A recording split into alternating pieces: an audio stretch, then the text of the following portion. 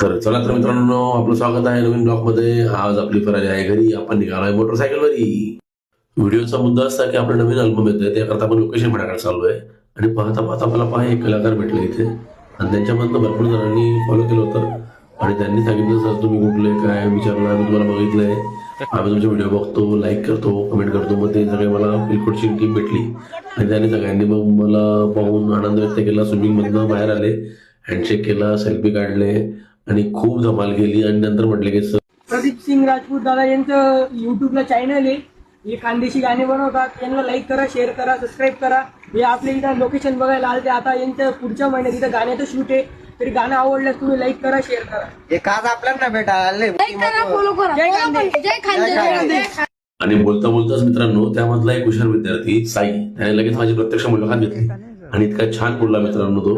भूषण आणि मी पण तेच चकित झालो की इतकं या लेकरामध्ये गट्स आहेत. मग त्याला सगळ्यांना मी बोललो की तुम्हाला तुमच्याकरता काही माझी मदत लागली, आम्ही तुम्हाला मदत करू. तुम्हाला कला क्षेत्रामधले जे पण गोष्टी लागल्या, आम्ही जरूर तुमच्यासोबत राहू. आणि मित्रांनो, इतके छान हे पिलखोड गावातील मुलं होते आणि खरंच प्रामाणिक आणि खूप हुशार आणि खूप प्रेमळ.